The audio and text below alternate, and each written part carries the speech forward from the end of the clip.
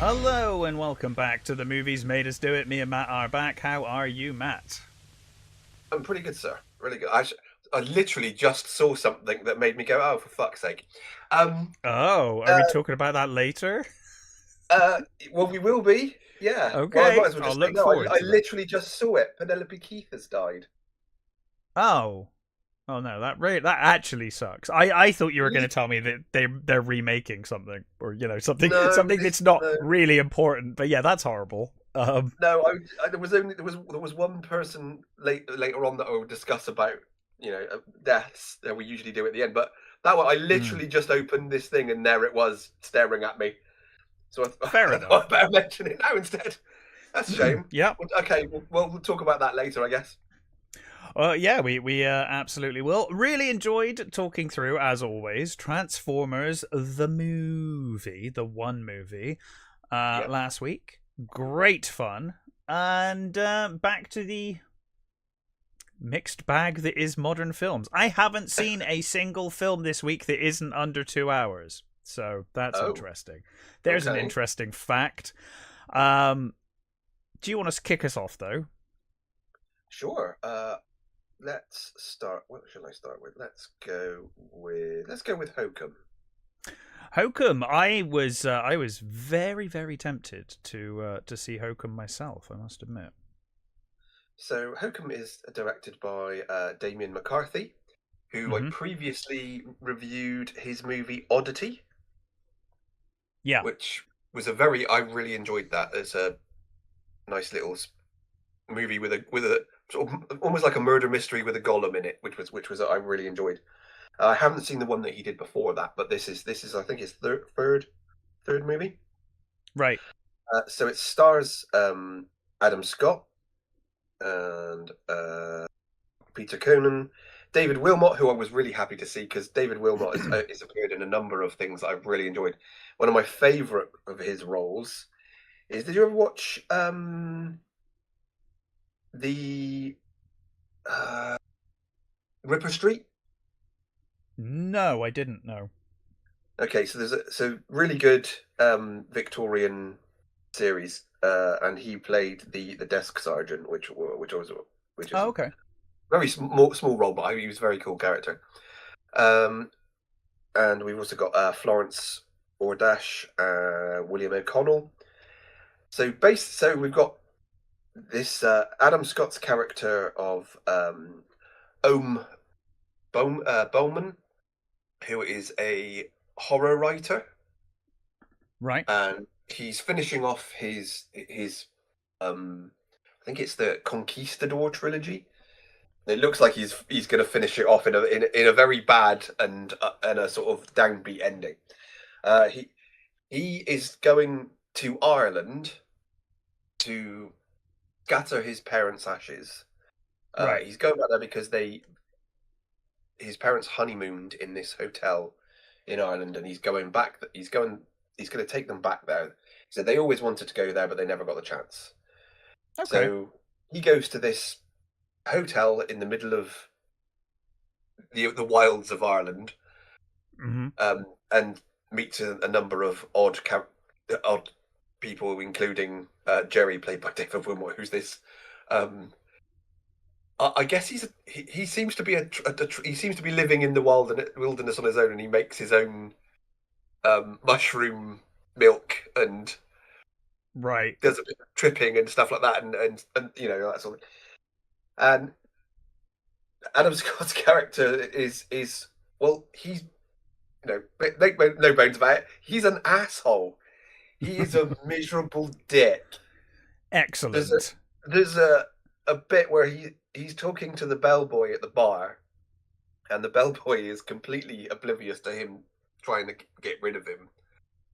And on the bar is a pumpkin with or actually it might not be a pumpkin, but either way, it's a pumpkin-like thing with a candle in it, and he puts a spoon in this candle, Right. and this bellboy's saying to him, "Oh, I'm a writer myself.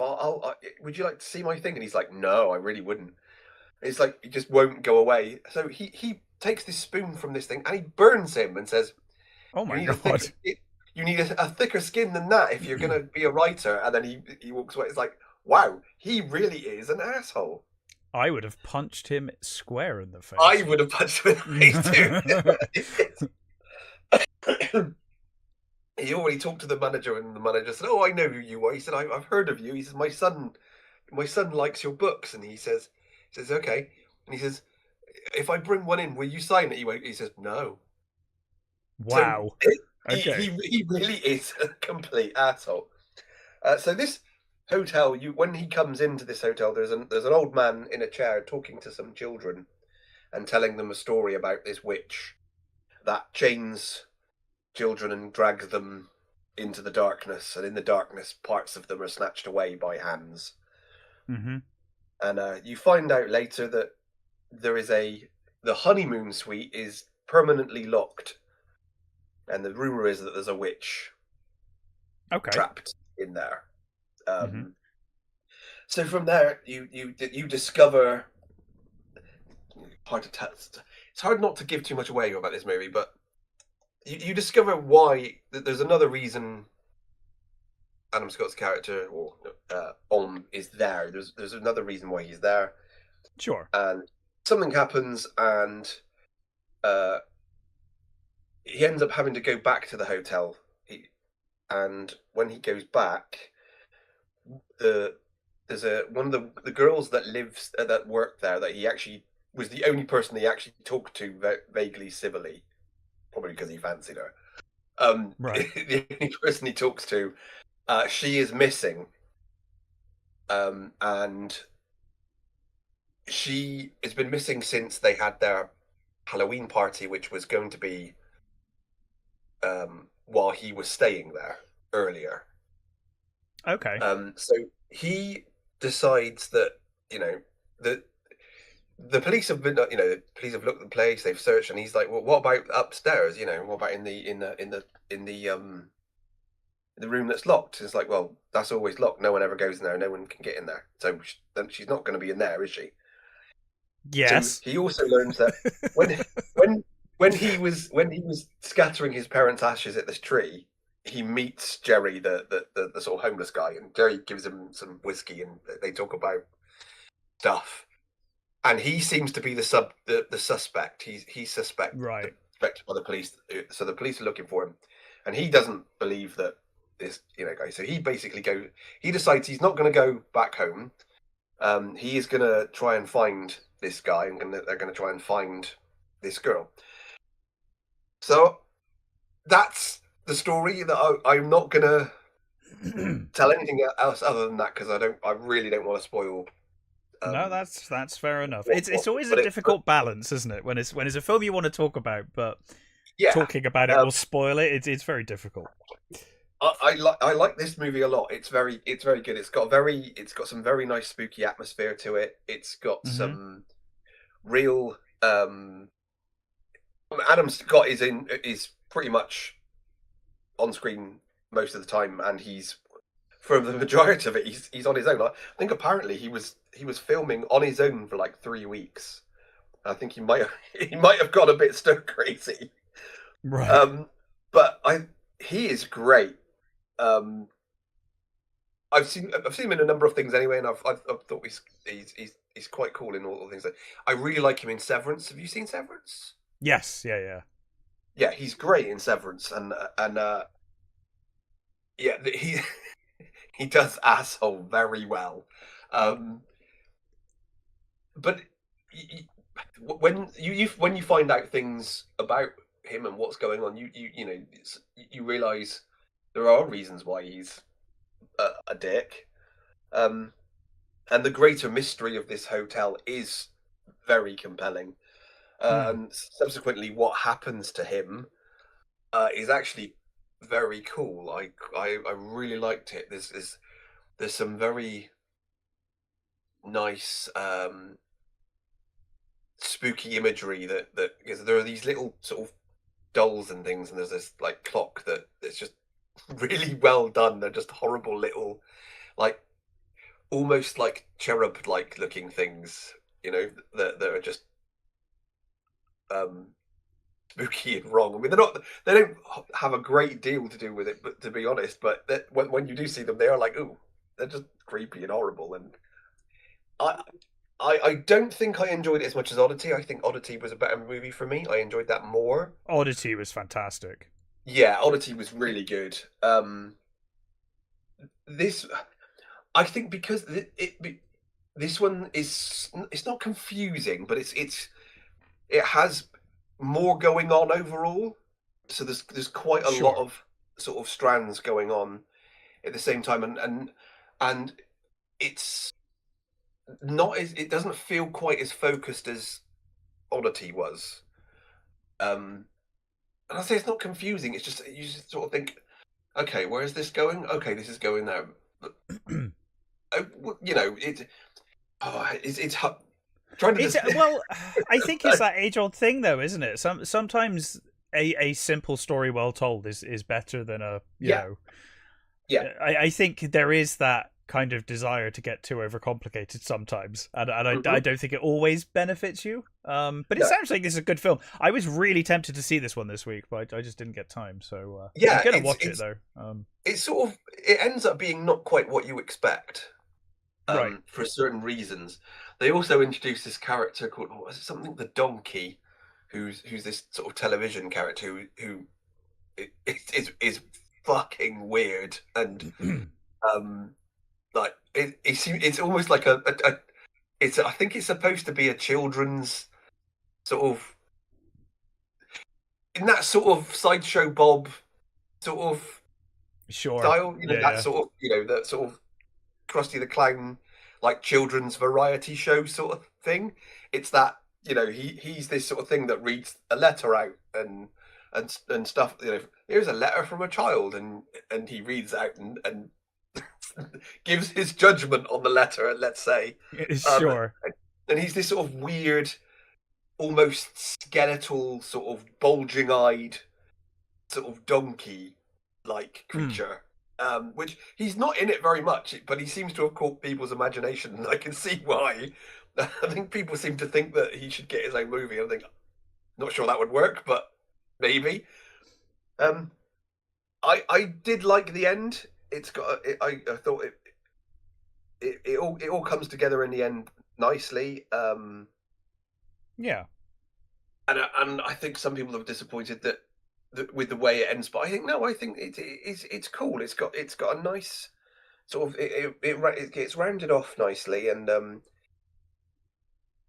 I guess overall I think I'm just slightly more disappointed. I weirdly, I guess I overhyped myself for this one, because Oddity I liked so much that I just thought, oh, this is going to be as good as that, and I don't think it is as good as Oddity. But I think it is a good spooky movie, and it had, you know, it is carried mostly by Scott, who is wonderful as this dickhead writer, you know, trying to find this missing girl. You know, that's kind of what it becomes. Yeah, I did really enjoy it, and I think it will hold your attention. I think people going in for the big boo scares, there were one or two, but not like really big ones, so it's not that sort of horror movie. And I don't think the story's strong enough to keep your real sort of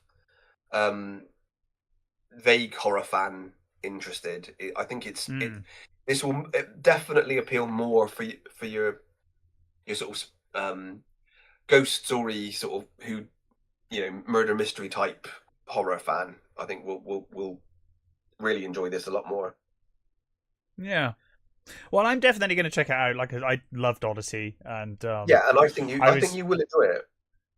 I will temper my expectations a little, and yeah, I'll probably enjoy it for doing that. But yeah, I will definitely be checking out Hokum. So I watched 3 films this time around.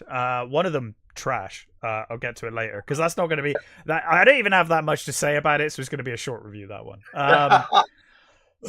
The other 2, one was, if I go back earlier this year, and speak to my younger self from 6 months ago. Right. The one I was most excited for 6 months ago disappointed me, and the one I was least looking forward to it really pleased me. So, Okay. do you want some disappointment, or do you want some good stuff? Where do you want to go? Let's go with the good stuff first. All right, let's go with the good stuff. So I saw Masters of the fucking Universe, and Ooh. let me tell you, I hated, and it is on the podcast, I hated that first trailer. I thought it looked appalling. And how many times... Surprise, actually. Yeah, well, the second trailer won me around. The second trailer I thought looked a lot better. But that first trailer I really hated. And it's the perfect example. We always say on this show, like, I want to be proven wrong, you know? If I'm like, oh, that looks terrible, and it's something that I love, especially if it's a franchise that you love, like as a kid or whatever. You know, they bring out a new Alien movie and you're like, that looks shit. I want to be wrong. Obviously, I want to be wrong, you know? Mm-hmm. And I couldn't be happier to be wrong about this, because Masters of the Universe, honestly, this is how you continue a property. This is how you make a modern movie based on a classic franchise. They nailed this. Like, much like even more than Mortal Kombat 2, because I think I said with Mortal Kombat 2, it's a very stupid movie, obviously, but it's got everything what do you expect from a Mortal Kombat movie? This movie, they nailed the brief so well, in my opinion, that I can't imagine adapting this much better than they've adapted this. Like, it's... Damn, that's high praise indeed, dude. I tell you what, I had such a fun time watching this movie. I was just smiling, laughing out loud a few times. I had a great time. So, obviously, they sensibly have made this a comedy. It's an action comedy. Yeah. I think I've said previously with the Kevin Smith dumpster fires that I grew up... He-Man was there, but I was born in 84, so He-Man I had early on in my life. I don't really remember too much about it. I remember having the toys, and I remember watching a bit of it, but I don't have that attachment. Like, you have much more of an attachment to He-Man than I do. But that said, I remember some of it. I remember the toys and the show, reasonably fondly, but not enough that I could watch this and be like, oh, that's wrong, this is wrong. I can only go on what my vague memory of it all is. But in any case, we see the movie opens with this capital city of Eternos on Eternia, and we see young Prince Adam is a child, and he's being taught by Man-at-Arms, played by Idris Elba, and he's being taught how to fight because his father's been like, this kid needs to learn. He needs to learn how to defend himself, God damn it. Because in 5 minutes' time, Skeletor's going to turn up unannounced. So he needs to be trained. So he's getting trained, and Tila kind of, him and Tila clearly have a bond, but Adam's messing around, and so his father kind of chastises him in front of everyone and kind of belittles him and says, you need to, you need to get serious, basically. You need to do better. Stop messing around. And there's this lovely moment, Man-at-Arms is like, you need to stand up, Adam. When your father turns around, he'll see that you can take this punishment and get up and keep going. And of course, his dad never turns around. His dad just walks away and he's just crushed. But anyway, then Skeletor attacks, and much like Superman, Adam is sent away for his own safety, sent away from Eternia, and he's sent to Earth as a child. I think Adam's mother says, send him to where I'm from, so I guess she's human. Didn't know that. Queen Marlena is a human. Well, there we go. So that's right. I didn't know if that was a retcon, but I thought it worked quite nicely for the story anyway. Because I was like, it makes sense that she'd be like, oh yeah, send him to my home. So he gets sent to Earth along with the sword of power, and he's told to hold on to the sword of power because obviously that will one day a hero will get that sword and save Eternia, so they say. He's sent through the portal to Earth. He loses the sword in the portal because he's a child, and Yeah. he's going for a bloody portal. Yeah. So the sword ends up elsewhere. He ends up on Earth as a child. He gets adopted, grows up, but always believes that he is Adam, Prince of Eternia, and has maintained that from childhood into adult life. He there's a great bit when he goes on a date and he's telling his date that about Eternia, and she's just like, I'm leaving, you're mental. Which I was like, yeah, why would you tell your date that? Well, yes. Why would you tell your? Well, because he truly believes it. I mean, he is kind of crazy the whole way through the movie, which it kind of works. Like he's kind of unhinged in a way, on Earth anyway, because he's a true believer in all of this stuff. But I said to Ben, I was like, the thing is, if I was her, right? So if I went on a first date and a girl told me everything that Adam's telling this girl in this movie, I would be like, in my mind, I'd be like, this relationship is going nowhere. But I am fucking staying, and I want to hear everything about this like crazy stuff. I used to work with someone, a lovely old guy, who was a massive conspiracy theorist. He was into like every conspiracy imaginable, the Anunnaki, ancient aliens, all of it, like everything. He was into all of it, and I used to go out for a drink with him like every Friday and just sit there and just let him tell me, you know what I mean? Because it's like, I just want to know how your mind works. It's fascinating to me. It's just fascinating. And I would be the same with Adam here. I'd be like, oh my God, I just need to see this. But in any case, he is messaged one day by someone saying, I found your sword. He's been making drawings of the sword. He's been making drawings of all of his friends from Eternia, the people he remembers from his childhood. And he's been talking about it to everyone he can. He's been doing internet searches and, presumably Reddit or whatever. And he's asking everyone for this sword. Someone's found it and he goes to find it. He, as you've seen in the trailer, he finds the sword. Now, when he touches it, that sends a signal, and then Skeletor is then aware that the sword's been found and he's been located on Earth, so they then obviously come to Earth. Teela comes to Earth to get Adam, and they the rest of the movie ensues.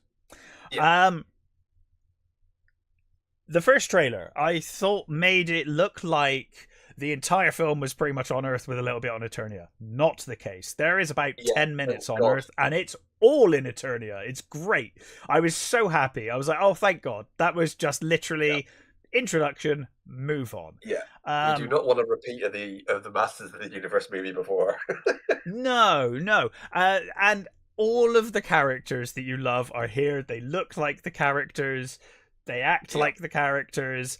You even get like, there's one, and it was probably it was a funny cameo and it was a great joke, but they had Moss Man in this movie, which I was super impressed by.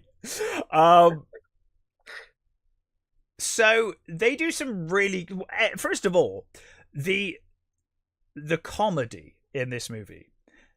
This is how Marvel, you should do your comedy. This is how Marvel used to do their comedy, actually. Before Taika Waititi came in, this is how they used to do it. Like, it's funny when it needs to be, but they're not making a joke out of everything. When it needs to be serious, it's serious. When, Adam's, upset or the stakes are high, they're not just making a joke out of everything. There's occasional jokes, it lightens the mood, and they do land. I laughed several times in this movie. Well, the first couple of Guardians movies have got that balance right. Absolutely, perfectly. And this kind of has that nice kind of almost Guardians-esque vibe to it, like when Guardians was good. It has that vibe, and it's got some great lines. I mean, I won't spoil too many of them, but some of them, like there's a bit when they're returning to Eternia, and Adam's like, they're talking about how they need to defeat Skeletor, and Adam's like, there must be a way to get through to him, because he works in HR on Earth. That's the other thing that's really hilarious. He works in HR. So there's several points in this movie where he tries to talk down the evil villains, because he's like, I'm from HR, I can try and talk our way out of this, and he's like, oh, there must be more to Skeletor, he can't just be evil. And she just turns around to him, she's like, his face is literally a skull. You're like, yeah, that's a really fair point. Like, there are this also is a perfect example of a film that knows its audience. This is a Masters of the Universe movie, right? A kids franchise from the 80s. Mm-hmm. The people that made this movie not only love this franchise, they know that anyone that's interested in this film is in their 40s or 50s. So there are plenty of fist jokes with Fisto. There are dick jokes with the sword. Like, there's a scene where Skeletor is talking about the sword between He-Man's muscular thighs, and it's just I had heard that. It's superb. The humor's on point. They know their audience are older people. They're not just, kids going to see this movie. And I presume Jared Leto's actually good as Skeletor. It is the one of his best performances. I didn't hate him at all. I thought he was great as Skeletor. I thought he was perfectly cast. I hear he hated this movie, right? That's what the rumor was. Oh, really? I didn't know that. I'm sure I saw that he was disappointed with it, and I'm like, dude, this might be your best role ever. Like, it's really good. He's really good. If that's the case, then it says a lot about him, doesn't it? I suppose. Well, yes, it does. I thought this movie was, from beginning to end, an absolute blast. It's over 2 hours long, 140, how many minutes was it? It's a long old film, but it didn't feel it. The time went in no time. When I started the movie, I saw the length and I was like, "Ooh, that's 2 hours long. 20." Yeah, and I thought for a He-Man movie, you're talking an hour and a half, surely. But you know what? It flew by. It was absolute. It was just fun from beginning to end. It made me smile. It's touching when it needs to be. It's funny when it needs to be. If you're a fan of Masters of the Universe, you'll love it. Which is a weird thing, by the way. I've never called it Masters of the Universe ever in my life. No. Like, it was He-Man when I was a kid. It was He-Man when that first movie came out, and it's He-Man now. It's always going to be He-Man. Yeah. I mean, it was He-Man and the Masters of the Universe, but... It was, yeah. Yeah. Yeah, I've never known it as anything else. I have seen some other reviewers, real big He-Man fans, that have absolutely hated it. Well, hey, maybe. I guess if you felt... There's a possibility that you would fall on the side of they're making too much fun of my beloved thing. I could get that. I could see that. I think the source material is so campy and silly anyway that I just think it's the... I think it was for the best, to be honest. Because, the thing that people do forget about the He-Man is, yes, of course it was camp and silly, but it also had heart, and it also had a lot. And this film has heart. It does. Real sort of. I don't want to say I don't want to say it was deep or anything, but it did have sort of. Hey, there was a moral lesson in every episode. Yeah, there were moral lessons, and they were, I think good. I think a lot of kids took, heart from those sorts of things. So there is a lot of heart in this movie. It's not just joke, let's make fun of He-Man. There is heart, and there is, character, I mean, at least it didn't kill He-Man off in, the first episode or whatever, you know what I mean? And there is that. Maybe I've lowered my expectations so far because of Kevin Smith. But the other thing as well, I'm reminded always with these remakes of Starsky and Hutch. Oh, Christ. Now, Starsky and Hutch is something you could do seriously, 100%. You could make a Starsky and Hutch movie 100% serious. You could do that. They decided to just take the piss out of Starsky and Hutch for the entire movie, and it was an insult. That was the thing at that point, wasn't it? It was the thing at that time. It was, and I hate it. 70 show remakes that they were doing they're just taking the piss. Yeah, you had Dukes of Hazzard, and you had oh Christ, I can't remember what the other ones were. Now there was I can't remember off the top of my head what they were, but there was a number of ones that were all we're gonna they did do it, but they did Chips. They did fucking oh God, Chips, yeah. They did a whole bunch. Yeah, But the difference is that I remember, and maybe if I rewatched it, I'd feel differently. But I remember watching that Starsky and Hutch movie and just being like, "You're just taking the piss out of Starsky and Hutch. This is crap. yeah, Like, you don't respect yeah. the source material at all." No, This movie, 100, like the Travis Knight and the people that wrote this movie, they know their stuff. I mean, like, they clearly have a love for Masters of the Universe, and they're having fun with it. They're making jokes about the sillier stuff in it, but it's got real heart, and it's just it's a really fun fantasy movie. I don't know how well you'd like it if you didn't know He-Man at all. Although I think you'd still enjoy it. Like, it's a very hmm. enjoyable, easy to watch, fun movie, fun fantasy. I loved this movie. Honestly, I was so I kind of got the impression that I was gonna like it more than I thought initially from that first trailer. But I was Yeah, surprised at how much fun I had with this movie. I really enjoyed myself. I'll be curious to see, because you're the bigger He-Man fan. I'll be curious to see what you make of it. yeah. But I loved it. Well, Yeah, that's encouraged me more. I mean, I was going to watch it eventually anyway, but hmm. I'm kind of looking forward to it a bit more now I because I genuinely. liked the trailer. I thought the trailer looked good. Hmm. It was pushing all the right buttons for me. So Well, and I think that's the thing. If the tone of the certainly the second trailer hit you the right way, you'll like it, because that's pretty much the tone of the movie. You know, yeah, it's got a lot of jokes, but it has got a lot of heart. It's got all the visuals you remember. It's got great cast as well. I mean, Idris Elba as Man at Arms is fucking superb in this movie. yeah, He fails obviously to he fails to defend Grayskull as yeah. its as the capitals invaded at the start. So he becomes like a drunk, and he's like estranged from Tila. But he has a whole redemption arc. You know, he has a whole arc where he comes back and he finds himself again through Adam, and Well, that's it's you know, and then obviously Adam is on his own kind of story. He's now found out that he is the chosen one. He is the, you know, the hero. Spoilers if you didn't know that Adam is also He-Man. Apologize. But you know, he's now on this journey to try and, you know, he thinks his father never took him seriously and never thought he was capable of being anything more than he is, you know, than this silly kid, you know. So he's got that going, you know, and then obviously Tila has her relationship with her father. Really, really good. I thought the cast were superb. I thought the script was great. It made me laugh. You know, the story is very basic, obviously. yeah.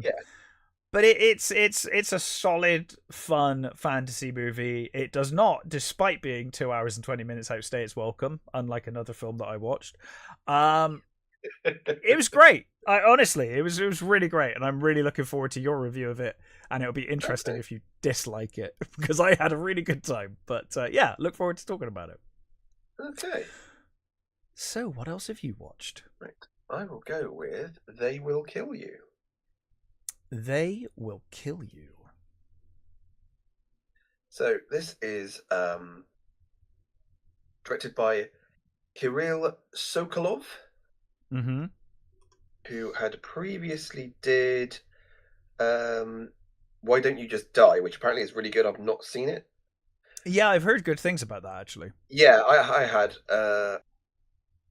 and it's stars Zazie Beetz, Patricia Arquette, Peterson Joseph, Heather Graham, Tom Felton, um, and a very small role for Angus Simpson, who will forever be the organic mechanic to me. Yeah. Um, I've seen him in so many things, but he's still in my head, the organic mechanic. So we've got this.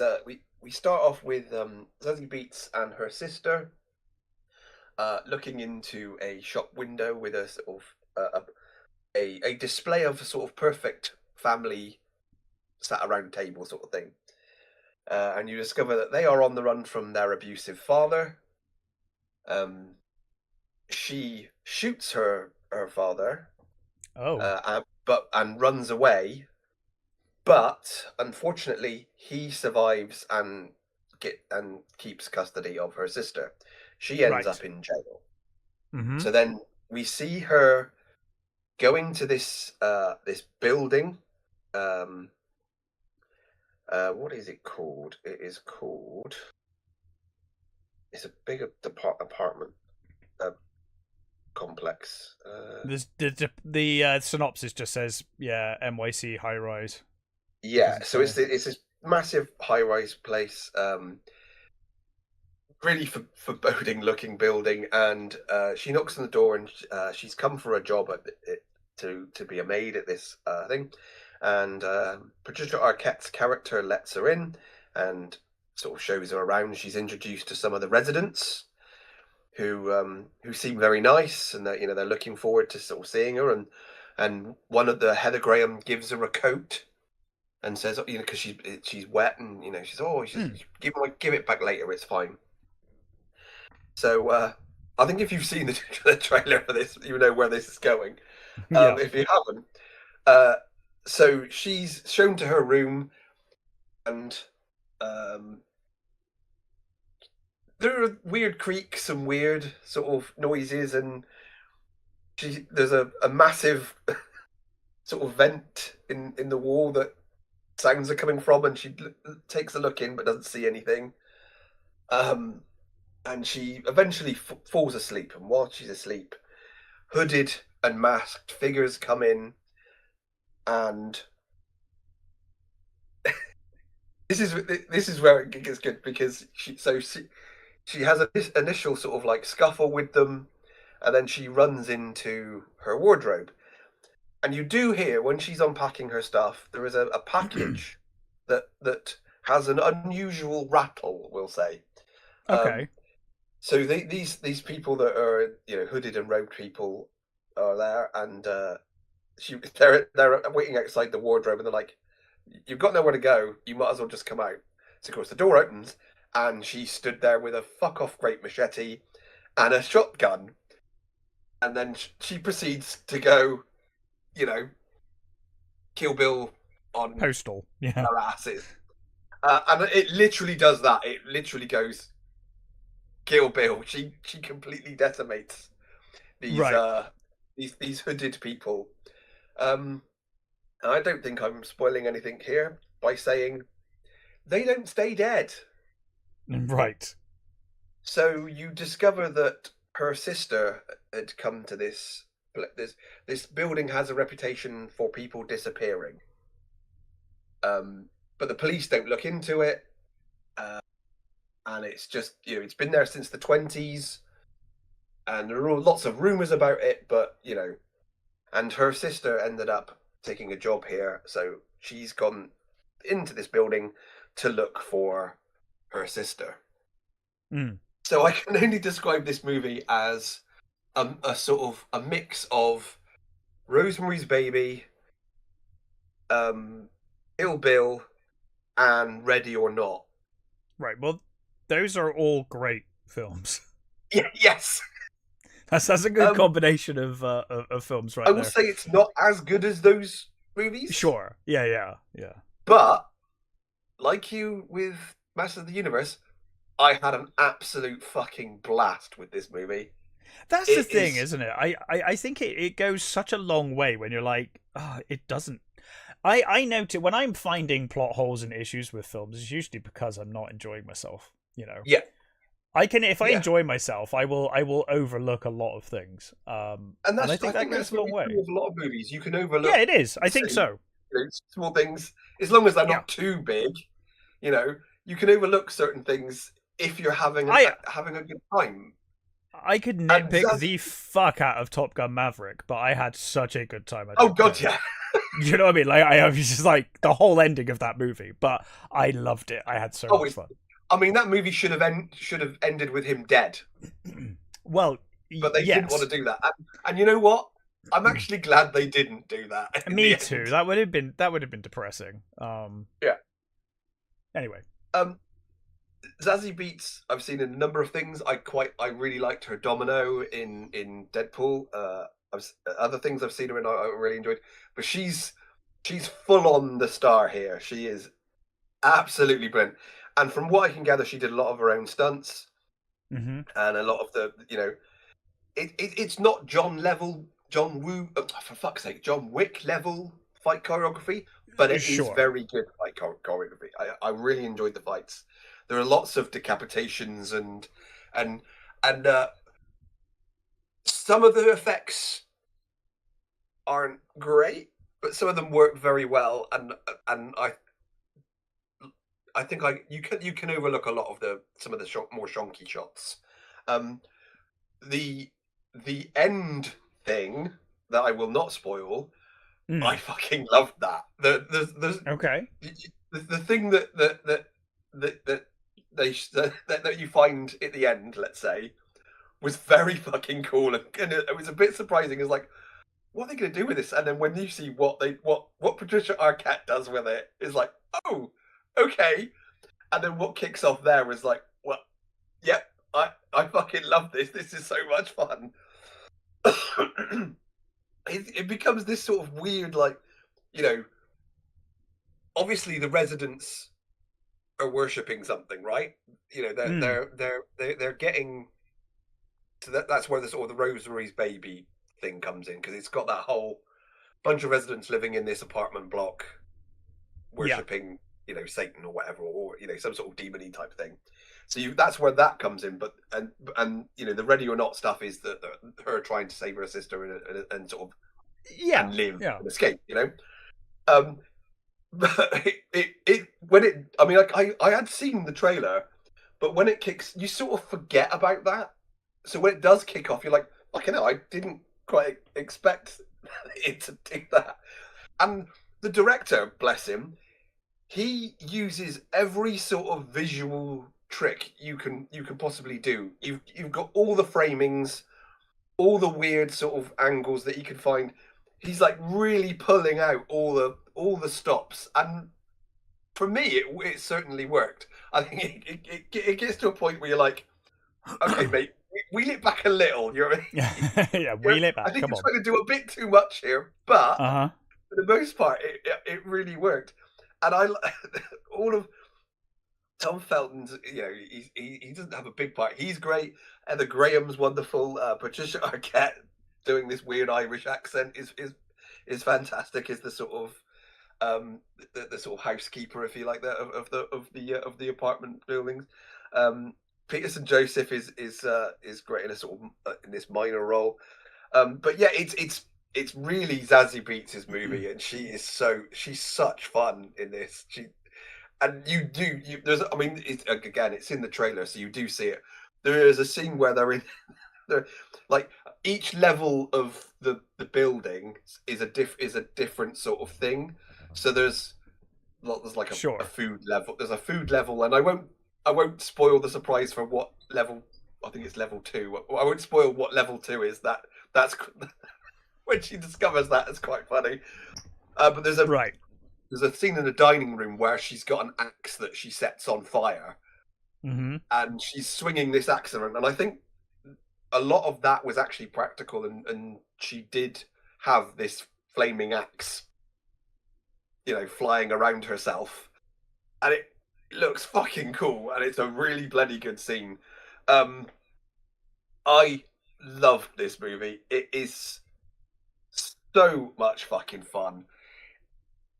The director really, you know, he's clearly a sort of a very well studied director.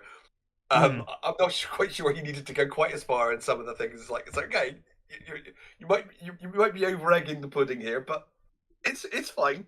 I really enjoyed his direction for most of the part. Zazie Beetz is just wonderful.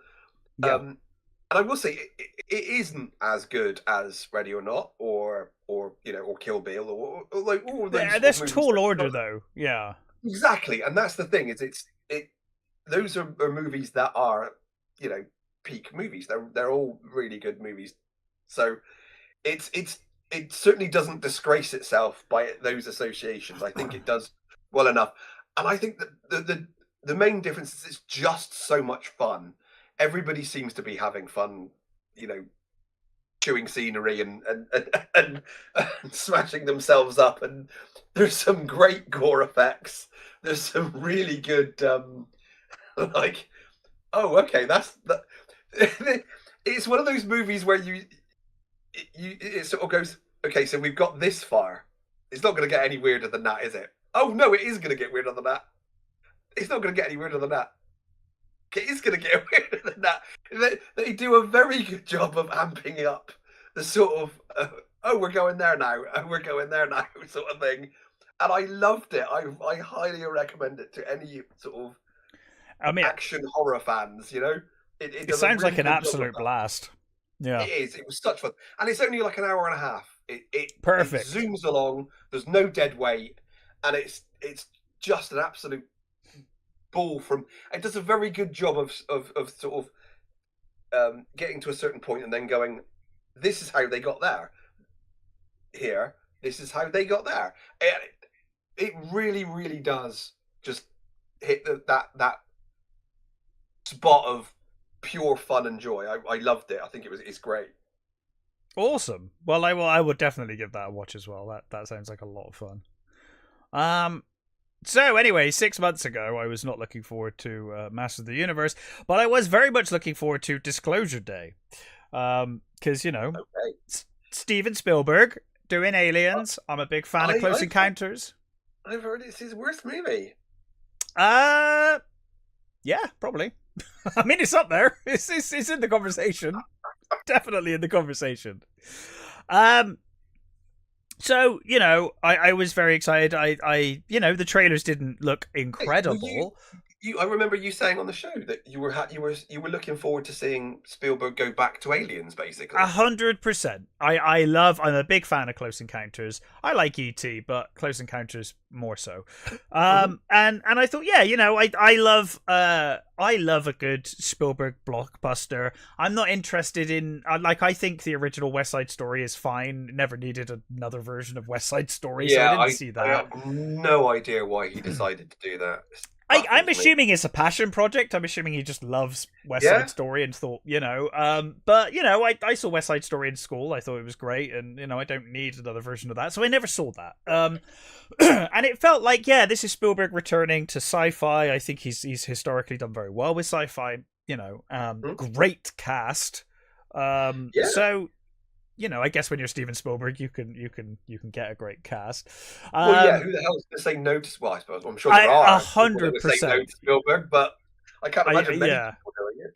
Not many. So this movie stars Emily Blunt, Josh O'Connor, who's fantastic, Colin Firth, Hugh Houston.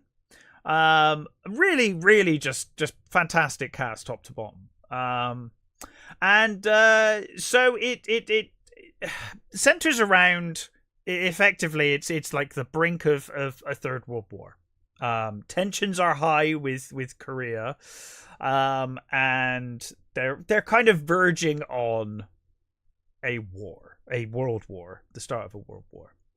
And during this, a cyber security employee, specialist guy, he steals a load of data from this arm of the government, and he goes on the run with this information, with these thumb drives. He's got like a load of thumb drives with all of this information on it, and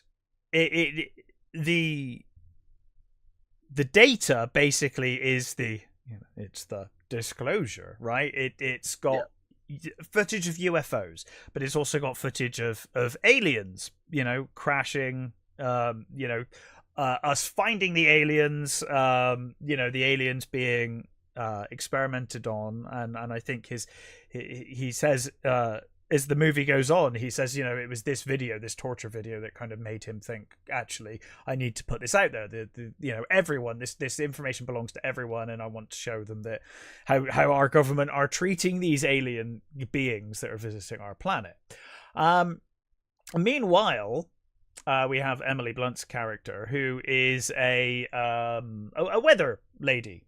She does weather for a local network, and she aspires to be more. She wants to be an anchor. She wants to be like a full anchor, rather than just the weather lady. She wants to be taken more seriously, and she's trying to work her way up. Her partner is he kind of humors her, but you get the impression he doesn't really think she's necessarily capable of it. Okay. But in any case, one morning, because she says throughout the early parts of the movie that she doesn't feel like she belongs in a place. She wants to move. She's constantly looking to move on. And her partner's like, well, moving doesn't solve your problems. You've got issues that you need to face them. Like, running away is not going to solve the problem. But in any case, during breakfast, a bird appears at the window. I forget what species it is, but bird appears at the window and then comes onto the table, and it looks at her, and she starts talking in Russian all of a sudden. And her partner's completely confused by this. She talks to him in Russian, and he's like, I don't understand what you're saying. And she's just like saying back in Russian, like, what are you talking about? I'm talking normally. Like, what's wrong? She doesn't seem to be aware that she's talking Russian, just that she is talking Russian. But anyway, she's in a rush, and she's like, oh God, I'm late, because obviously it's live TV. Have to get to the studio. So she leaves, and she's speeding. Policeman pulls her over for speeding, and she looks at him and instantly knows that he's had a bad day, and she knows why he's had a bad day. And she's, oh, you need to speak to your girlfriend or your wife, I forget who it is, and you need to take her to that place that she likes. She really likes that place, and and she knows these deep things, and completely baffles this guy to where she gets off of the speeding ticket and is allowed to go. Right. She's started at this point. She's like, what the fuck? She even says to herself, she's like, what the fuck? Like, what just happened? But anyway, she gets to the station, and then during her broadcast, she starts making alien noises. She starts ticking and making weird noises, and she goes all vacant and stuff. It's in the trailer, I think. Yeah. And I was like, immediately like, dude, and this is, this is the least of this film's silliness, but you're like, wouldn't you just immediately cut and be like, this woman is having a stroke or something, we need to go to fucking hospital now? But instead of that, they just keep it rolling, and then they all just stand around looking at her, just like, well, you're really weird, until she collapses on the floor, and then they're like, oh God, call an ambulance. You're like, really? Really?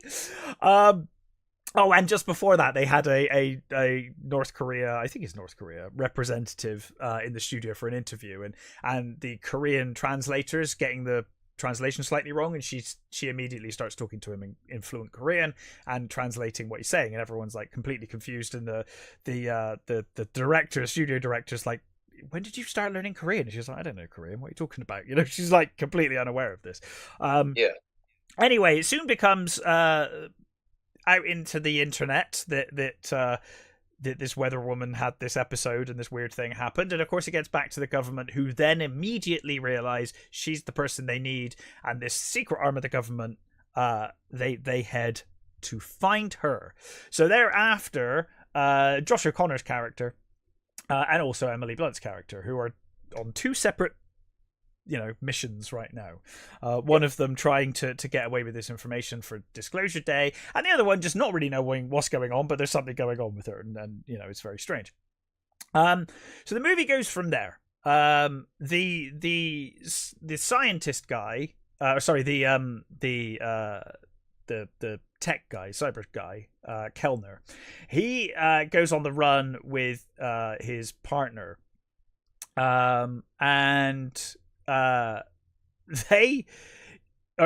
she is a religious, or she used to be a nun. She used to be a nun, and she gave that up. He didn't know this. This kind of comes out early on in the film, and it's kind of it's part of the crux of the movie in a way. Is this kind of like, well, what would people think if they knew aliens were real? And if you were a religious person, how would you feel about that? And she says, I didn't feel my connection with God, which is why I left. I didn't feel I could serve him properly, so that's why I'm not a nun anymore. But I still believe in it, And at one point, they go to the nuns to hide out from evil Colin Firth. This movie feels longer than it is. It is a long film, and it feels longer. I was super intrigued to begin with this movie, but it is dull, it is overlong, and it is bafflingly stupid. There are scene after scene of people being incredibly stupid. Especially Kellner, played by Josh O'Connor. I mean, some of the things he does in this movie, you literally are just shouting at the screen, like, why would you do this? Why are you doing this? Like, there are scenes of like some of the worst quote unquote stealth you will ever see. Like, someone's literally almost in plain sight hiding from the FBI or whoever they are, this government organization. There are so many bafflingly stupid moments in this film. Primarily character-based stupidity. Like, why would you do this? Why are you like? There's a scene where they're obviously after Kellner, and they're after the hard drives that he holds, right? Meanwhile, they're now aware that Emily Blunt's weather woman, she is looking for Kellner. She suddenly becomes aware of Kellner, and she suddenly, because she can jump into people's minds, she suddenly jumps into his mind, and she's like, oh, I need to find him. So she goes looking for him. Now, knowing all of this, that they're trying to meet up and whatnot, he's with his girlfriend, who, by the way, has been jumped into by Colin Firth's character, because he has this alien artifact that allows him to control certain minds. So he jumps into her mind and tries to kill him twice, but he keeps her around anyway, even though she's like, you know, wouldn't you just be like, look, you go live with the nuns for now until this is over. You're clearly compromised. This is a terrible idea. You know, he keeps her in a room anyway, and they keep following him because he keeps her along, and she basically, her eyes are his eyes, and you know, so he immediately knows where they are, and she keeps trying to kill him. But there's a scene where they're closing in on them, and they're kind of cornered, and they need to escape this building. You know, because for some reason SWAT only cover one exit. Apparently, they don't bother checking the side windows. Not in this film. Very well framed, I see. Yeah, so naturally you would think, well, he's gonna leave her there to get caught, and he'll leave with the hard drives, because that's all they need, is that. That's the important thing. So the disclosure means everything. She's in on this at this point. She believes in this cause. She wants to help. No, he gives her the hard drives and then gives himself up. And you're like, why did you give yourself up? It makes she doesn't know what the fuck to do with these hard drives or anything. It makes way more sense if you run and she stays to stop to like stall them, you know? And there's a little bit later in the film, and this is kind of tied to the crux of the story, but effectively something happened to them both when they were kids related to aliens, right? They were both abducted. And so the good people of the movie, the good government people, they've run away from, their whistleblowers now, but they construct good government people. They ex-government people. They construct Margaret's house, Emily Blunt's character. They construct her house from when she was a child. The idea being that it would be easier for her to put herself back in the mindset of herself as a child, because she needs to remember things as a child and whatever, right? So they rebuild her house. They just build it inside of a warehouse. They build her house. And you're like, okay, cool. But it would be the broad brush of the house, right? It would look like the house, but you'd get in there and be like, yeah, it's like stuff from the period, but other than that, it's vaguely familiar. No. They have photos that she remembers from the house, and like all the decor and everything, and you're like, how the fuck have you recreated photos from someone's childhood when you haven't? How have you done any of this? It's completely ridiculous. Like, shit like this happens throughout this movie. It's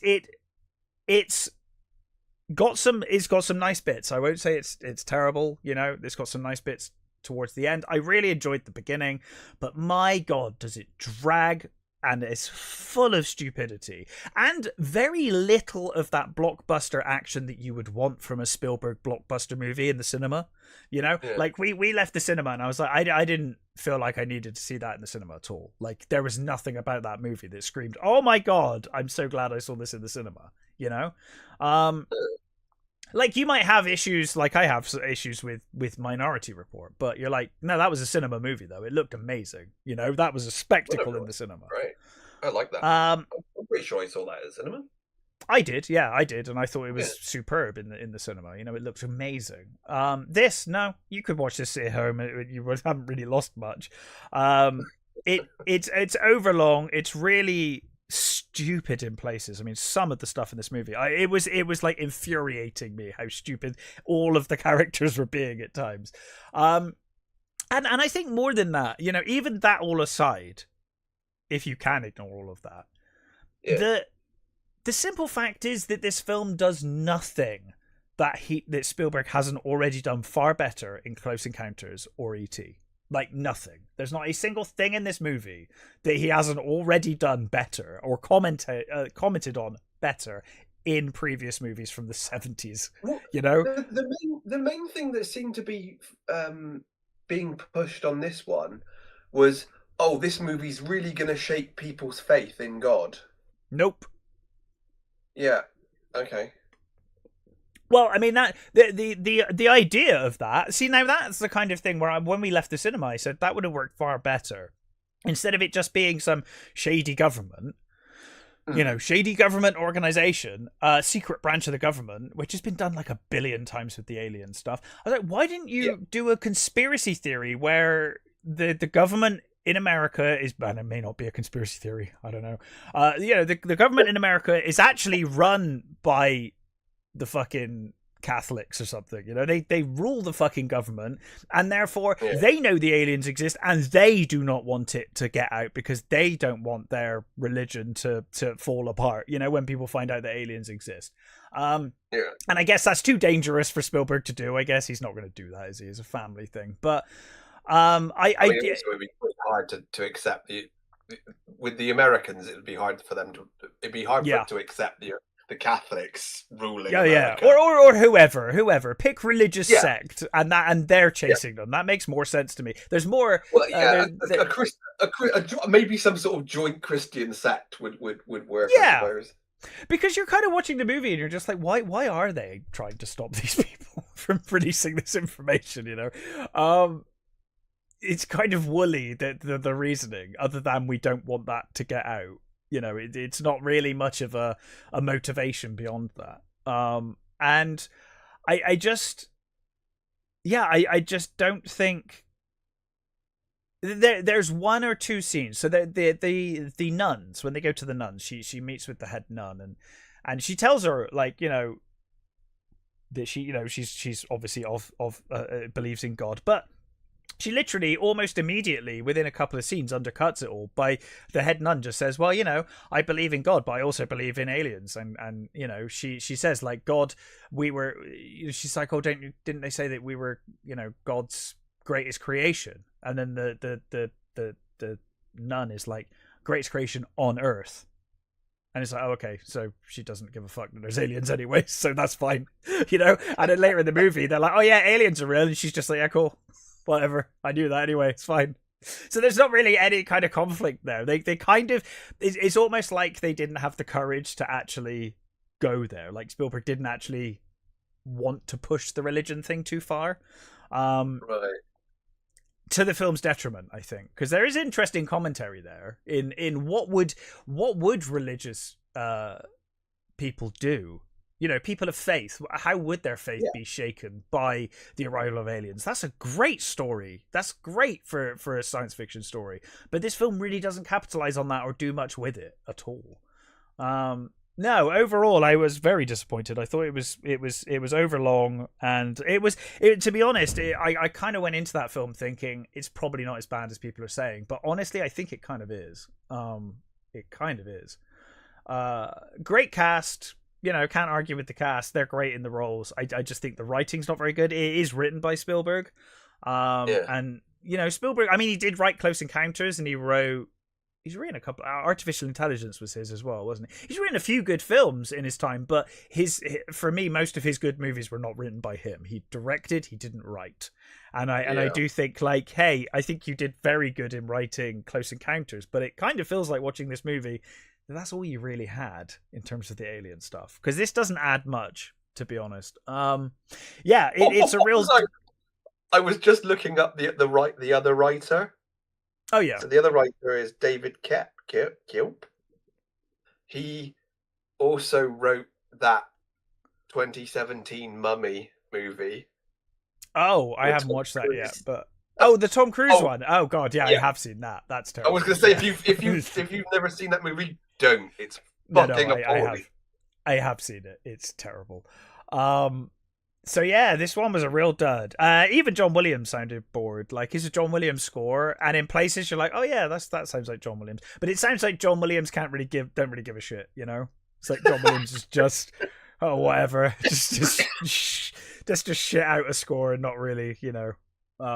This sounds like an absolute fucking disaster. Then To me, it was, you know, it's got some nice parts. I'm not going to pretend like it doesn't have some nice parts. And of course, it's well, you know, it's well shot in a lot of places. It's Spielberg. Yeah. But for a Spielberg movie, this is a real dud. It really is. It's one of the worst Spielberg movies. I mean, I left the cinema and I was like, I will never watch that film again for as long as I live. Like, I have no interest in rewatching this again. I think that's one of the things with most of the Spielberg movies is his rewatchability. Other than like Schindler's List, 100%. which is one of those movies that like kicks you in the kidneys. Yeah, it's like $1 Million Baby. You're like, that was an amazing film. I never want to watch that again for the rest of my life. Yeah, exactly. Yeah. Even though I have seen $1 Million Baby a few times. I've seen it a couple of times, I must admit. But yeah, that's usually he's very rewatchable. I mean, I think almost every one of his movies I've seen more than once. So I'm pretty sure I have, other than West Side Story, which I've not seen. I've not seen that either. I was never going to watch that. To be fair, no. But yeah, I'm baffled by that one. Anyway, hard to recommend that one, I'm afraid. Shockingly, I think I might give that one a miss then. Watch Masters of the Universe instead. They're about the same length. Oh, I'm going to watch that. Yeah. Anyway, what else have you watched? So I also saw How to Make a Killing. How to Make a Killing, yes. So this is directed by John Patton Ford, who had previously done another movie that I reviewed called Emily the Criminal, which is a sort of very low-key Aubrey Plaza movie, which I really quite enjoyed. So this basically, it stars Glenn Powell, Margaret Qualley, Jessica Hennick, Ed Harris appears in it as well. So basically, this is a remake of Kind Hearts and Coronets, right? Which is quite a movie to remake, but I understand why you would remake that sort of movie. That is, as older movies go, that is quite an old movie. It's black and white, and that kills some people's interest in it. My wife wouldn't watch it, for instance. But I don't know. Have you ever seen Kind Hearts? No, I haven't. No. Oh, it's wonderful. So same sort of story here. So basically, the basic premise is there is a guy whose mother was, in the original version, she was part of an aristocratic British family, who she marries a opera singer, if I remember rightly, and gets shunned. Her family cut her off.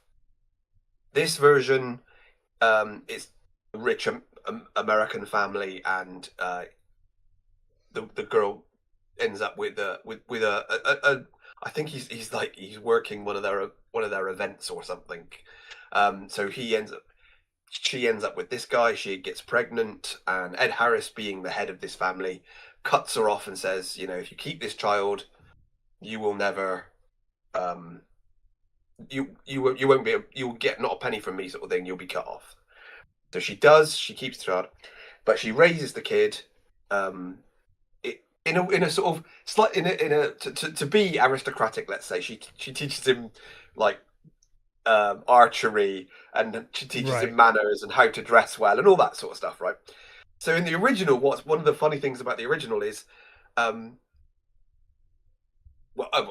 actually, let's go with finish the story off for this one. Actually, basically, what happens is he gets the sort of he gets told by this girl that he sort of fancies, hey, you know, because he keeps saying, "Oh, I'm going to I'm going to get this inheritance one day. I'm going to get some money. I'm going to come into this money. You know, one day it will all come in." When somebody says, "Well, you know, come back to me when you've bumped off the other people that are in your way," which gives him the idea to do just that. Sure. So from there, he's basically the story is he's bumping off his family members so that he can get his inheritance. In the original movie, um, Alec Guinness plays all of the members of the family, including Right. the female member of the family, which is hilarious. Uh-huh. So it's him killing off, and both movies start with the protagonist in prison awaiting their execution. Right. So in the original, it's him writing out like a confession, basically. He's writing out his life story. In this one, he's telling a priest. A priest turns up and he's sort of offloading his story. He's telling his story so you get his what's going on as it. So it's a family of absolute douche bags. Basically, you've got the spoilt playboy rich kid. You've got the douchey artist photographer. You've got oh, what's his name? Oh, what is his bloody name? It's the guy from that '70s show. Uh Topher Grace. oh yeah.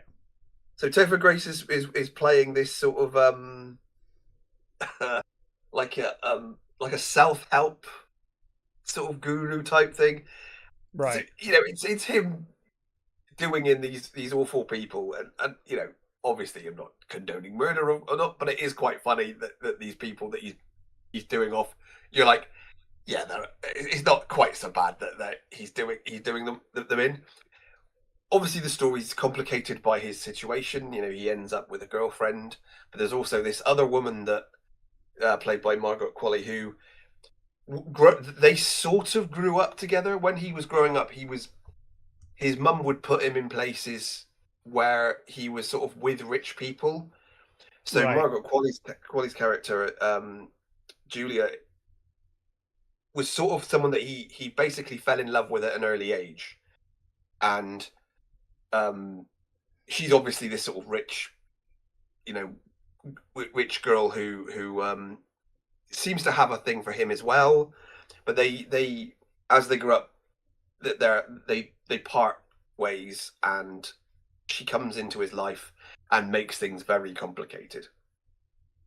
Um, so good things. Glenn Powell continues to be, you know, this generation's He's superb. For fuck's sake. Oh my good God. Why can't I? Top Gun. We literally just talked about it. Tom Cruise. Tom Cruise. Fuck's sake. Jesus Christ, man. No, Fucking don't worry, hell. dude. I too have reached that age. Tom. He seems to be this generation's Tom Cruise. Yeah. He's you know he's good looking. He's a good actor, and he's utterly charming. I agree. And I think he's got it. yeah, he does. Yeah. And he is in this. He's you know he's played similar characters before. There was another one where he played a guy who was pretending he was a spy, which I Mm-hmm. believe is based on a real story. Which you know kind of has it's this sort of same similar character, but because he's charming, I think you're willing to sort of go with him when he does terrible things, and the way he does those terrible Sure. things, you know, that are fun, sort of in that sort of should I find this funny sort of way, you know. Um, it does weirdly. It the first couple of sort of killings, if you like, um, are really sort of, you get a feel for it, what's going on, and then the later ones are like, and then they die, and then they kills this one, and then it's like, oh shit, well, okay, that was like, can we have a bit more with that character, please? That would have been nice. It's a bit fucking abrupt. But having said that, it's got a nice pace to it. I don't think it didn't drag at all. The all the douche nuggets are played really well. You really can't wait for them to be off when they do turn up. Ed Harris is fucking Ed Harris, so he turns up as the matriarch, and he's never seen this guy, and eventually he does get called before him, and what unfolds there is actually quite funny. I quite enjoyed what they did there. It was quite good. I will say it's not a patch on Kind Hearts and Coronets. I would say watch that movie over this one. Sure, because it's one of the great Ealing comedies. It's a real dark sort of British comedy. It does its best to do that, and I think if you are unwilling to see an old black and white movie, which as we've said, people don't want to see sort of old black and white movies. Some people refuse. I think it does a pretty good job of, most of my favorite films are black and white. Yeah, well, we grew up watching black and white. We have frequently been puzzled by this, but yeah, each to their own, I guess. Yeah, and as I keep saying, my wife hates black and white movies, and it's as much as I try, I just can't get her to watch. Yeah, but it's always nice when she does, but very rarely. My ex was the same. She was just like, no, I can't watch a black and white film. It's strange. Oh yeah. Yeah, it's really the fact that Glenn Powell is completely just that charismatic. Carries this movie. Yeah, he completely carries the movie, and it is a lot of fun. The ending is slightly different, but not terrible. It's a sort of interest. I'm not quite sure what they were saying with the end. And I don't want to sort of spoil anything, but it was a sort of thing like, well, okay, if it's this, then I buy that. If it's that sort of thing, then I'm not sure that should be the point of your end, but I don't think it was. I will say there's a morally dubious way you could look at the end, which is, it is fine, I guess, if you want to, but I think it's this. I think the actual circumstance of the end means it's probably not that thing, which is right. Sounds very enigmatic and annoying, but no, I get it. Yeah, it makes sense of it. The ending of the original has a much more sort of. It does leave you. The original ending leaves you with the oh dear. There's a dilemma, but there's also a definite he's fucked, let's say. But yeah, I really enjoyed it. I think you wouldn't get a lot out of it. It was certainly fun, and as I said, Glenn Powell is actually a joy to watch. Really, he's a lot of fun. Margaret Qualley is really good as this sort of spoiled bitch, let's say, who maybe he should have paid a bit more attention to her. And not been on his own fucking problems at a certain point when you find out what happens with her character. Yeah, I really enjoyed it. It's a lot of fun. As I said, the original is much better, but I think it's still worth your time. Yeah. Well, that sounds interesting. I think like you. I think Glenn Powell goes a long way, and Margaret Qualley, actually, she's fantastic. Yes. Yeah. Let me tell you what ain't fantastic, Matt. Mm-hmm. That is Primitive War. Oh my god! Shockingly, you'll be surprised to know. So it's the Vietnam War, and Green Beret platoon are attacked and killed by dinosaurs. And so their colonel, who is called Jericho. Do you think that Colonel Jericho might be a bad one? Maybe. I mean, he's called maybe. Colonel Jericho. I don't know.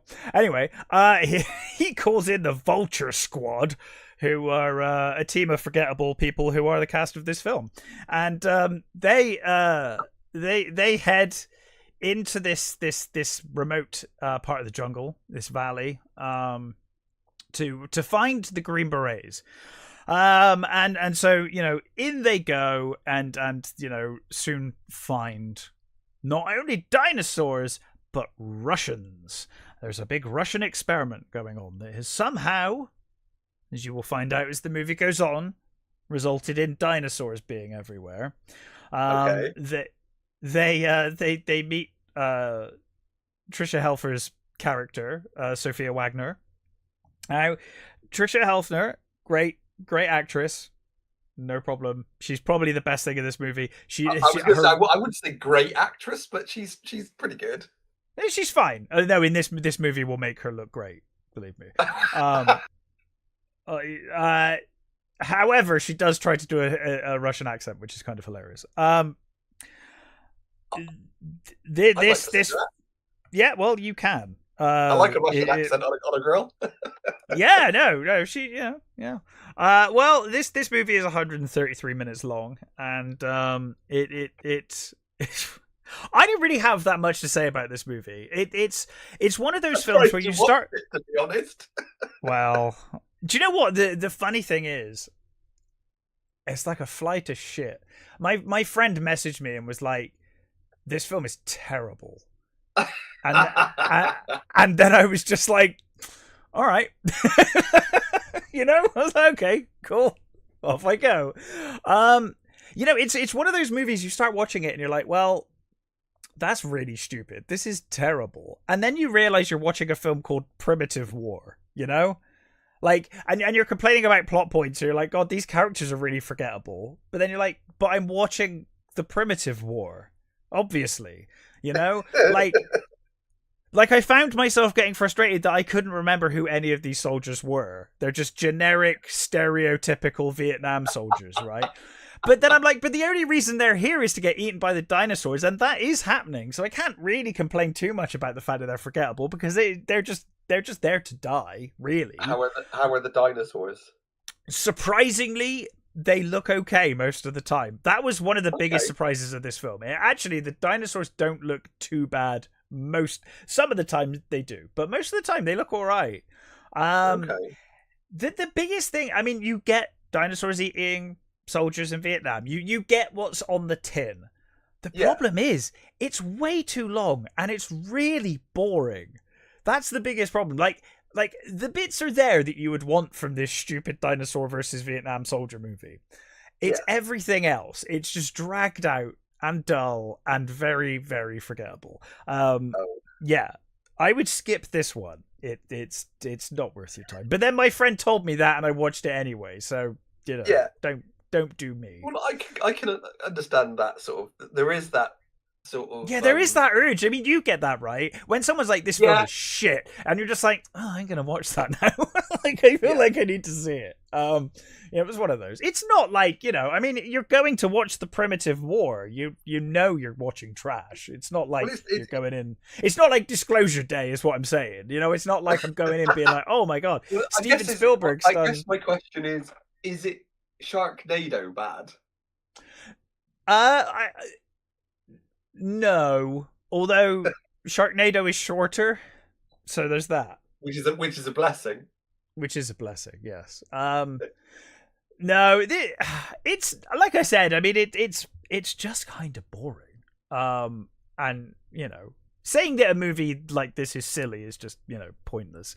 I would just say that more than anything, it's very boring. It's got real pacing issues. And it's just got a cast of completely forgettable characters. Just the most stereotypical Vietnam slogans and you know.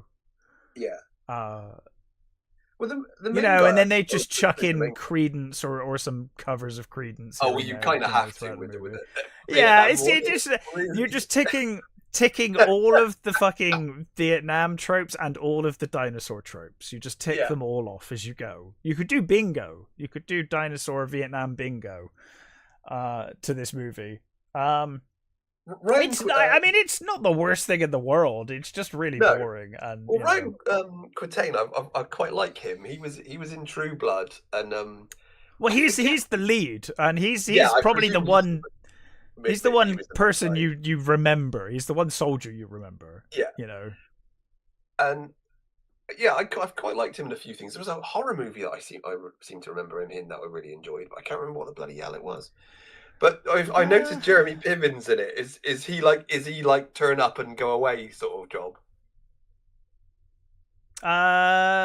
He's the evil Jericho man, isn't he? He's the Colonel. Yeah, but is he Yeah. in it a lot? He's on the radio quite a bit. Yeah, You because know, I was just probably filmed it in a couple of days. His part, you know. Yeah, yeah. I mean, he is in it, but he's not. You know, he's on the end of a radio quite a bit. Right, I see. Yeah. So he's a Kurt sort of character then.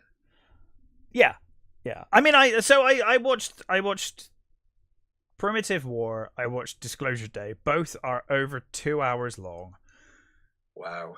You could watch Masters of the Universe 3 times, and you know, or twice, and instead of Disclosure Day and Primitive War, you could do 2 Masters of the Universe and have a much better time. I'm also shocked because I'm looking on Wikipedia and it says a sequel is in development and planned for 2027, which is next fucking year. Well, my guess is it probably had a small budget and it probably made. Oh yeah, back. I will say the dinosaurs looked good for the you know, the clearly low budget. The dinosaurs look pretty cool. They did a pretty good job with the CGI and stuff. Like, I mean, it's not great, but for the budget, it looked surprisingly good. Yeah. But yeah, just very forgettable. Imagine it. I mean, the last sort of Vietnamese type monster one was probably Skull Island, wasn't it? Probably was, which was very good. I think.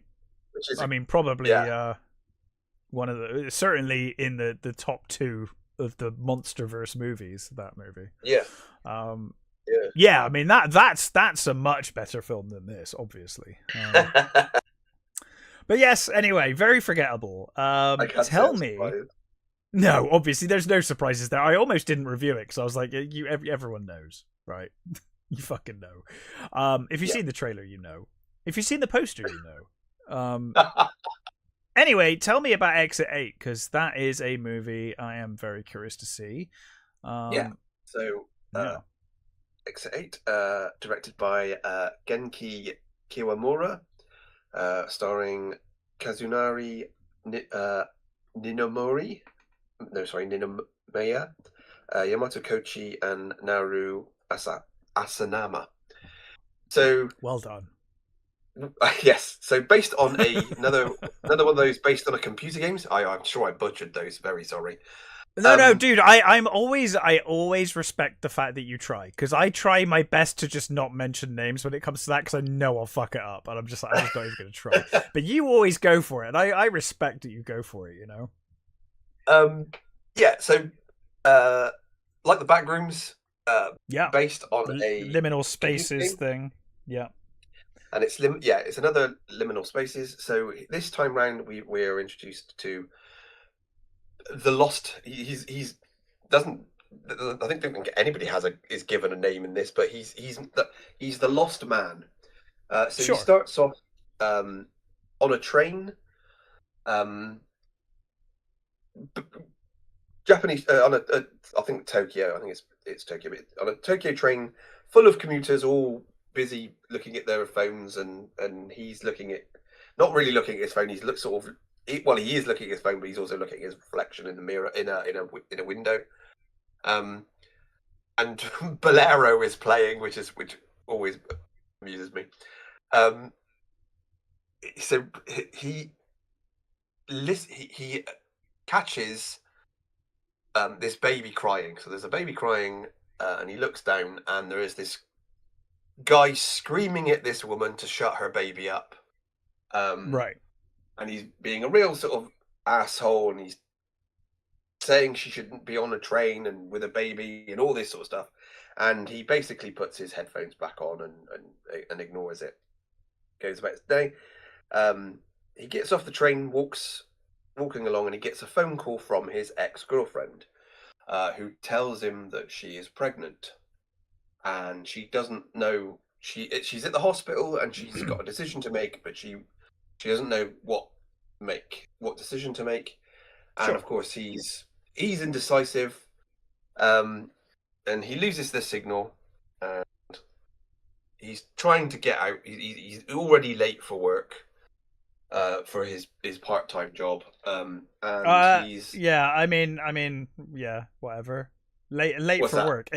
I was just thinking like whatever. Like I'm late for work, but also maybe a baby on the way. That's more important. I just need to get Well, that sorted before I do this anything this else. this kind of, but this is all, setting up his character. You can tell that His his character stress, the does not tension know how is. to make. Yeah, he does not know Yeah. how to Yeah. make a fucking decision. He's Sure. clearly, he literally is a lost man, sort of thing. Lost in every sense of the word. Yeah. Okay. Yeah. So he's walking. He's walking along. He loses the signal to his girlfriend. He's finds himself in this corridor trying to get to exit 8. And as he goes by, he's passed by a middle-aged man who just walked by, and he suddenly realizes that he's passed them more than once, Hmm. and he's not leaving. He can't find this exit. He just keeps looping the same corridor. He finds a plaque that says, to get to basically, it says to get to exit 8, look out for anomalies. If you see an Right. anomaly, turn back. If you don't see an anomaly, keep going. So after an initial sort of panics and fuck ups and things, he just basically works out that he has to take note of everything that's on the walls or the ceilings or whatever, anything that's slightly different this time through the corridor. So the first one of the first ones is, he's looking around, he's sort of counting the posters and saying what the posters are. It's like, it's the dentist there. There's an MC Escher picture there. Hmm. And there's the middle-aged guy walks past him, and then all of a sudden the footsteps stop, and he's like, okay. So he turns around, and the guy is just stood over him with this huge creepy fucking grin on his face. And he's Yeah. like, fuck, immediately, realizes that, okay, that's an anomaly. That's the change. There's the change this time.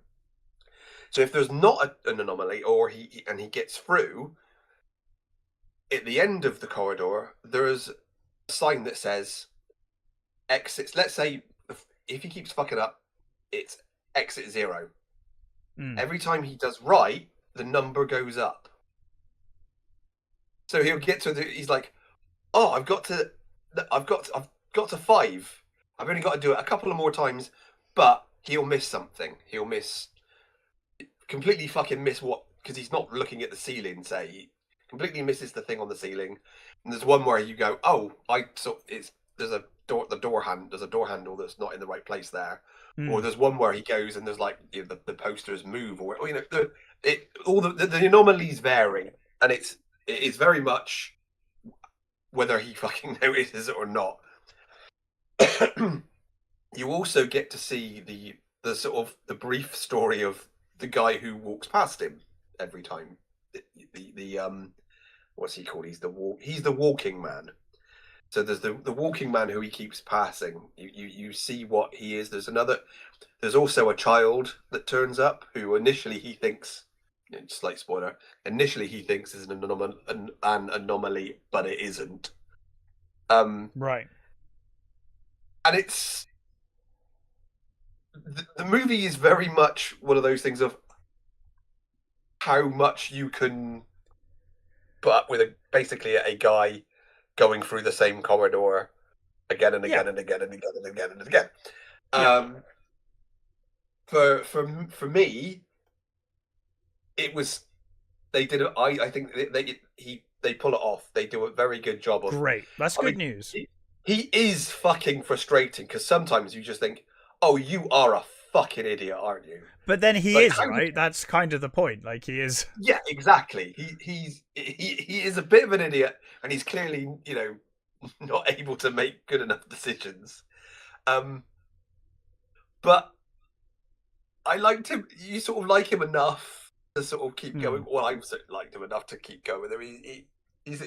But it is frustrating when you think, no, it was obvious. You can see it right there. You just fucking need to look better. Some of the anomalies are really fucking obvious. Like for instance, the guy fucking glaring at him with a big grin on his face is like, well, I think I'll turn round now.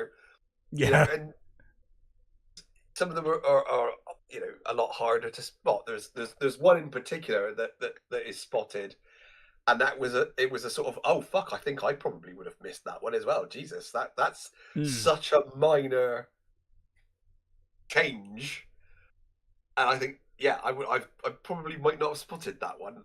So yeah, they're varied and they're very interesting, and I really like this movie. Um, I'm not sure it's the best of its type because there Hmm. are a number of these sorts of loopy type sort of people trying to get out of Yeah. the situation. I mean, I would. So I think the cube counts as that sort of thing, doesn't it? Really, it's just Yeah, I think so. I've always thought um, it's a very terrifying prospect, you know, just being stuck yeah, in a loop or time loops and dimension shifts and things. I always think those stories of people that supposedly, you know, fell through and ended up in a different time and, you know, eventually found yeah, their way back, obviously. But I always thought that was a terrifying concept that you can just walk down the road and then suddenly be stuck in some endless loop or some weird dimension or a different yeah, point in history. And just, yeah, it's a terrifying concept. So I think if it's well directed, it would yeah, work for me. But I can, like you, I can see a lot of people getting fed up with that kind of film as a film. yeah. And I think people will be frustrated with it, but I Mm. think it moves along nicely, and again, it's only an hour and a half. So Yeah. it never feels like it's dragging. I think it's the right amount of time for this, and I think um, I personally like the ending. I think the ending worked for me. Um, there's only like four actors in it, and they're all pretty good for what they're doing. Because to be fair, Mm. it's only really the lost man that is really doing the heavy work. He's got the guy that we're mostly following, and it's kind of Sure. his. It really is his story. Mm. Um, and yeah, obviously it's for I don't know what the budget is, but I'm guessing it's not a lot because to be honest, all it is just one corridor really that this guy's walking Yeah. up Yeah. down and bits of a tube station, which I presume were real tube stations that those bits are. Um, yeah, I really enjoyed it. It's really good. I haven't. You've seen. Um, you saw the other Backrooms. one, didn't you? You saw the back room. So I mean, I really want to see the back room now, just to see I thought Backrooms was superb. Yeah. how much they sort of compare. Because I know obviously they're not quite the They're same, but quite they have different. Yeah. they have a similar sort of Yeah, similar not vibe in the liminal space thing, and yeah, yeah. Yeah, it was really good. I like the guy. It was well directed. So he sometimes you want to punch him in the face and just give him a good shake. But as you mm. said, that's the fucking point. Yeah, That's the point of his character. He is annoyingly frustrating, but I think it works really well. And for me, it was a case of, oh, I'm interested to see what the next corridor is, what the next sort of mm. weirdness is.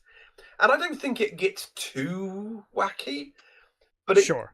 there are some sort of fairly well done creepy moments that work really nicely. Yeah, I really liked it. I'd recommend it.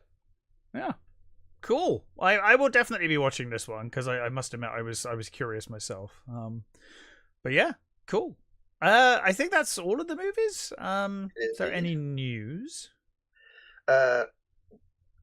We both saw the werewolf trailer. We did. I mean, it's kind of almost pointless to say it looks amazing. It looks great. I would expect nothing less from Eggers trailer. Looks fantastic. Really, really intrigued. Really looking forward to it. Looking forward to him going back to doing something original. His own thing. Yep. Yeah. I still can't wait. don't know why it's coming out Christmas. Yes, well, that's what he did the last time as well. I know. It's like, just fucking put it on Halloween, for fuck's sake. What is wrong with you? Yes, I agree. Well, we have long had this. Give us a decent movie, a decent horror movie on fucking Halloween. We have long had this argument on this show and on the radio before this show that why do they always shy away from releasing Halloween films that are clearly intended for Halloween on Halloween? It's weird. Yeah. It's such a weird bloody thing. It's just bizarre. Very strange. But yeah, I mean, to no one's surprise, it looks fantastic. It looks stunning. And we've got Willem Dafoe sounding like he did previously in one or two of his movies, but that doesn't matter. Mm-hmm. It's, as you said, it's fucking Willem Dafoe. He can do what the fuck he wants. Yes. Yeah, I am really looking forward to this. I wouldn't say I was disappointed with Nosferatu, but I don't think I enjoyed it. I don't think I enjoyed it as much as a lot of people did, and I think it's, for me personally, I think it was his weakest movie. Sure. Yeah, no, I'd probably agree with that. I liked it a lot. I still personally, I prefer the 70s remake. I think the Klaus Kinski version is superb. It was already on a loser because the previous. I mean, there are actually Nosferatu. There are a lot of very cheap versions that people have done. There are. Yeah. But it has an amazing original and an amazing and a superb 70s remake. Yeah. So it was already kind of on a loser for me anyway. I did like certain aspects of it. I quite liked what they did with it. There were some fantastic things. The scene with the Harker stand-in and the Count when they're in, that sort of their meeting in the castle. That was beautifully done. Superb. The real sort of creepiness of him seeming to lose time, and not being able to control him. And fucking Nicholas Hoult, his fear acting was amazing. I genuinely thought he was absolutely cacking himself when he was meeting the Count. And there were some wonderful things. I mean, there were a number of things that you just go, that there, stop that bit there and make that a picture on my wall. I want that. It's utterly beautiful stuff. But yeah, overall, I think it was the least of his movies for me. But this one, I'm looking forward to this. This looks great. I'm very excited for this, and I love a good werewolf-y movie. Really looking forward to it. Yeah. Anything else? I don't think there was. I think there was. I mean, not sort of movie-wise, really. No, there was nothing that interesting. So on to the sad bits. Yes. So one that came actually at I've again after the last show we did was Davy Chase, who was Samantha Darko in Donnie Darko and the sequel, which I've never seen. But she was also is it Samira in The Ring? Yes, and she was I the voice think of. she did Spirited Away, didn't she, as well? She was. She was the voice of yeah. Chihiro in Spirited Away, and she was also the voice of Lilo. Sounds like she had a very tragic life. Yeah, so she was only After fame, I guess. She was only 35, and it sounds Yeah. like she had a number of substance abuse problems and Yeah. I think mental illness problems. And by the sounds of it, she was living on the streets. She had a number of run-ins with the police, and this one does seem slightly weird in that she had money. Apparently, she wasn't. She didn't have that sort of what you when you hear about these sort of child actors that you know they tend, when they end up like this, they tend to have lost all their money. You know, they don't get work. And it seemed that she didn't have those problems. It seems that she could still, if she wanted to, get work, and she still had money, but she just seemed to fall through the cracks for some reason or another. And tragically, she got meningitis and went into septic shock. Yeah. So very sad, very tragic. Awful. Really sad. And as I just found out, Penelope Keith. Yeah. I'm assuming that literally happened or was announced just before we started the show. Yeah. Because I didn't know anything about that either. Yeah. Who, I mean, I grew up watching, you know, The Good Life and To the Manor Born and things like that. I was going to say my mum was a big fan of those shows, so I saw a lot of them through that. Yeah, I will say, I always had a soft spot for Margot.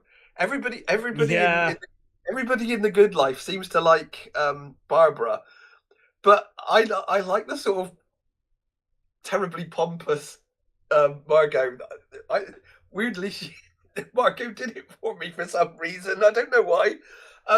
But she was a wonderful actress. You know, she'd been so many really bloody good things. And you know, obviously this is I would say not quite as tragic as the last person we're discussing, because I mean it's a better age, isn't it? You know. Yeah, she had a much longer and better life, it would seem. But yeah, I really liked. Oh, it says that she died of cancer. So. Oh, okay, that's pretty horrendous. Yeah, wonderful actress. I really did love her in a lot of very British sort of things. I think, you know, it can be said. So yeah, very sad. Yeah, very sad indeed. And that is it. What are we going to do next week, Matt? So, I'm pretty sure we haven't done it. I did look, and I couldn't find it. So I think we should do 13th Warrior. We have talked about doing it, I think, is what we've done. Yeah. I don't think we've done it. No. If we have, we will not do it next week. No, I'm pretty sure. I'm pretty sure we have not done it. I think we have on multiple occasions. Yeah. I think on multiple occasions we've said we should do it, but I don't think we've actually done it. Yeah, that's a great choice. Don't even need to give me a choice. That's superb. Next week, we will be back with the 13th Warrior. Until then, stay safe, take care, and we'll catch you next time.